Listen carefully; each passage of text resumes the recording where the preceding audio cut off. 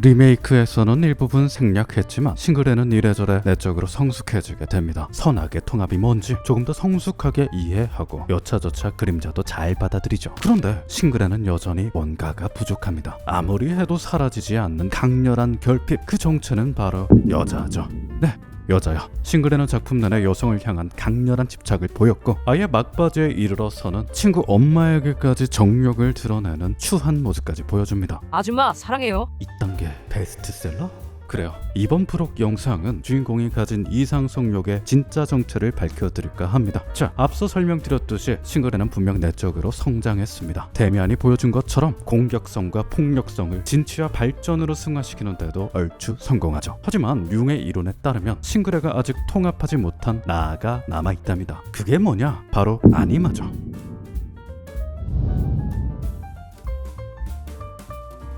아니마란 쉽게 말해서 남자 안에 있는 여자를 뜻합니다. 남자 내면의 여성성, 그러니까 감수성과 예민함 같은 걸 나타낸다고 보시면 아니 뭐라고요? 성관념 개 박살났네. 태생적으로 남자는 진취적이고 여자는 감성적이다, 여자는 F고 남자는 T다, 이런 식의 이야기를 융이 완전히 안 했다고 보기는 어렵습니다. But, however, 헤세든 융이든 19세기, 20세기에 살던 사람이란 사실을 감안할 필요가 있습니다. 옛날 책을 읽으면서 남성적, 여성적이란 표현이 오히려 미덕이어야 하는 시대상을 빼놓고 보면 안 되겠죠. 저번부터 말씀드렸죠. 고전은 알잘딱이다. 고전을 읽을 때는 시대와 상황에 맞게 적절하게 해석하는 능력이 필요하다. 결국 이런 원형 개념, 내 안에 나라는 것도 일종의 상징이고요. 결국 남성에게 네 안에 여성성을 일깨워라, 당시 여성에게 네 안에 남성성을 일깨워라, 그 얘기하기 위한 수단이었음을 이해하고 나면 오히려 우리 성관념에 긍정적인 영향을 줬겠구나 하고 납득하실 겁니다. 남자 안의 여자는 아니마로, 여자 안의 남자는 아니무스라고 부르는데요. 이 개념을 앞서 말한 것처럼 지금 상황에 맞게 알잘딱 해석하려니 조금 혼란스럽습니다. 원래 아니마 아니무스 개념은 꽤나 직관적인 말이었습니다. 그때만 해도 모든 사회가 요구하는 이성적인 여성상과 남성상이 있었으니까요. 버트 현대에 와서는 이념도 다양해지고 공동체도 다양해졌기 때문에 개인적으로는 상징으로서의 기능이 아주 조금은 퇴색하지 않았나 조심스럽게 추측해봅니다. 이미 융의 이론이 상식으로서 조각조각 퍼진 배경도 한몫할 거고요. 그러면 몰라도 된다 이거네. 하지만 저는 그럼에도 불구하고 오히려 요즘 사회에 꼭 필요한 내용이다, 이렇게 말씀드리고 싶습니다. 사회가 급변하고 성역할도 급변하고 남성성, 여성성이라 정리된 개념이 사방팔방 찢어지는 과도기를 거치면서 혼돈과 카오스가 일어났거든요. 그래요, 남자는 남자다워야 한다, 여자는 분홍색을 좋아해야 한다 같은 표현만 사라지면 뭐합니까? 오히려 아니마 아니무스와의 갈등은 역대급으로 최악을 달리는데요. 아니마 아니무스가 실제 이성과의 관계를 결정짓는다고 봤던 융의 의견에 따르면 현대사회에 만연하는 남녀 갈등은 우리가 얼마나 최악의 길을 걷는지를 방증하죠. 몇몇 여성들은 수많은 나를 그림자에 억압하고 아니무스와 자신을 동일시합니다. 조신한 거 좀 봐. 걔 꼴 보기 싫어. 몇몇 남성들은 시대를 역행해서 아니마를 과하게 억압하고 왜곡하죠. 여성성을 버리자. 그렇습니다. 이런 상태가 계속되니까 출산율이 개판이 되고 한남이니 김치니 이거 아니다. 채널 삭제된다.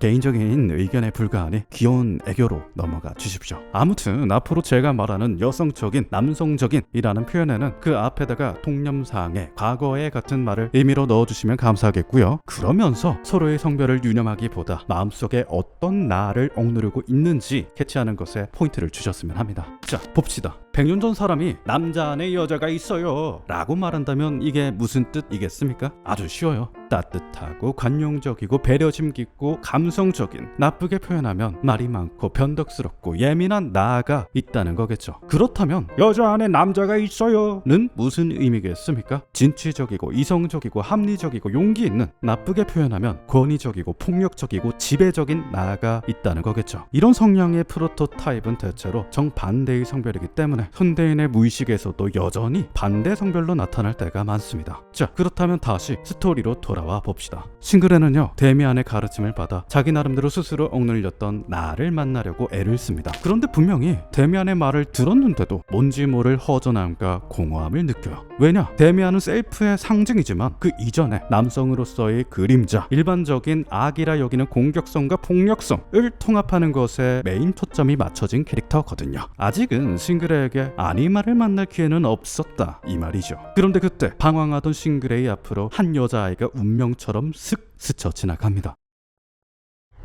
융은 말합니다. 아니마는 삶의 아주 강력한 힘이라 어떤 형태로든 밖으로 드러나게 돼 있다. 그중 대표적인 형태가 바로 다른 성별을 향한 투사입니다. 일반적으로는 강렬한 사랑으로 나타나죠. 주인공 싱그레 역시 여자아이에게 자신의 억눌린 아니마를 보고는 강렬한 러브, 통합의 욕구를 느낍니다. 자기 감정을 억압하고 자기 비판이 심하던 싱그레에게 그 여자는 정반대로 자기를 다 이해하고 용서해주는 신적인 존재로 느껴집니다. 싱그레는 생각했습니다. 내 삶에 저 여자만 있으면 악을 통합한답시고 괴로워할 필요가 없을 거라고요. 내가 실수를 해서 악을 보이더라도 그녀가 내 모든 악을 용서하고 받아줄 테니까요. 그 마음은 날이 갈수록 강렬해졌고 변태 같은 정욕으로 그 여자애를 바라보다가 이제는 신으로 숭배하기까지 합니다. 이 모든 게 아마 대부분의 남자들은 겪어봤을 아니마 왜곡의 흔한 형태죠. 그러나 다행히게도 싱그레는 그 마음을 진지하게 대면하고 상징으로서 표현을 합니다.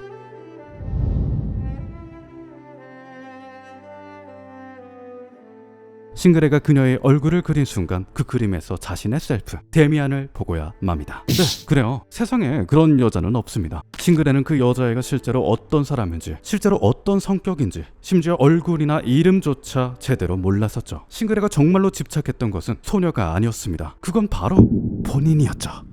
그 사실을 어렴풋이 깨달은 싱그레는 소녀에 대한 집착을 버립니다. 그 대신 그의 꿈속의 꿈, 아주 내면의 깊은 곳, 그림에 그려진 한 여성에게 강렬한 욕정을 느끼게 되죠. 물론 아직은 이릅니다. 싱그레는 아직 그림자와의 통합이 미숙한 상황이었습니다. 그러나 나이를 먹고 좋은 스승을 만나서 공부를 하다 보니 어느 정도 그림자를 받아들이는 데 성공하죠. 이제 내면의 공부도 어느덧 최종장에 다다른 듯 했습니다. 하지만 싱그레는 여전히 묘한 불안감을 드러내고 있고 오랜 꿈은 깰 생각을 하지 않죠. 그때 싱그레는 운명처럼 데미안을 만나 마음속 더 깊은 곳으로 이끌립니다. 데미안 엄마 아니마에게로요. 네, 그렇습니다. 꿈속에서 이미 여러 차례 마주한 그녀, 데미안의 엄마는 바로 싱그레의 아니마입니다. 융이 제시한 아니마의 발달 단계를 보면 비유가 노골적이었음을 눈치챌 수 있습니다. 아니마의 발달 과정은 총 4단계, 1단계에서 2, 3, 4단계로 갈수록 본능적인 사랑에서 좀 더 플라토닉한 성숙한 사랑을 느끼게 되죠. 여기서 융이 정의한 1단계의 아니마 형상이 바로 이브입니다. 라틴어로는 에바인데요. 데미안 엄마의 이름도 마찬가지로 에바입니다. 완전 에바 세바죠?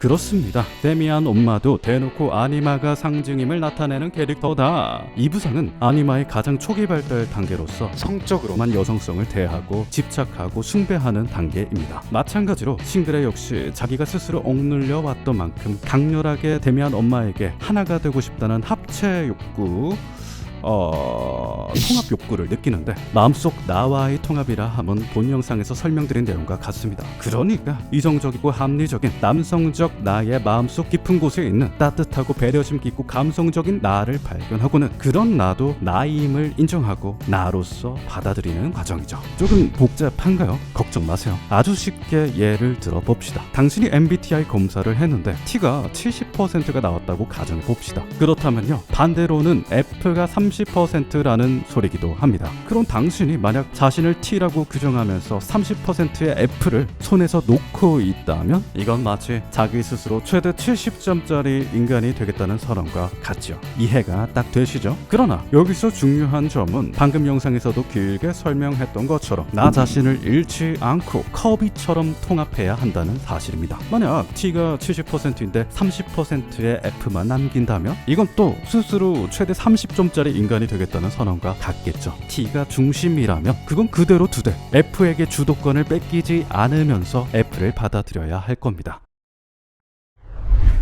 전반적으로 남자든 여자든 할 거 없이 우리 마음속에는 남성성과 여성성이 함께 존재합니다. 물론 조금 이해하기 까다롭죠. 그림자 같은 경우는 따지고 보면 같은 속성이기 때문에 이해가 쉬워요. 하지만 남성성과 여성성은 완전히 반대 성향처럼 느껴집니다. 눈물 많고 예민한 알파메일과 폭력적이고 진취적인 내조의 여왕은 그야말로 언어도단 말장난처럼 들리죠. 하지만 그런 카오스, 그런 아이러니함이 바로 인간의 본질입니다. 독일의 철권 통치자 비스마르크는 히스테리성 울음발작이 있었습니다. 파우스트를 쓰며 이성과 완고함의 대표주자처럼 여겨지는 괴테는 평상시에 시덥잖은 농담 따먹기를 자주 하고 병과 죽음을 두려워하며 며느리와 손자랑 행복해하는 모습을 보였죠. 아무리 결점 없고 강해 보이는 사람이라도 혼자 있을 때는 누구보다 찌질하게 궁상을 떱니다. 아무리 유약하고 양보하는 사람이라도 기회만 있다면 누구보다 강렬한 성취의 기쁨을 느끼죠. 우리는 흔히 하나를 위해서 나머지를 희생해야 한다고 여겨왔지만 그건 오히려 온전한 나를 덜어내는 것에 불과해요. 여러분, 자기 신념이 완고하면서도 남의 말에 귀 기울일 수 있습니다. 이것이 동양 철학에서 말하는 인애토죠.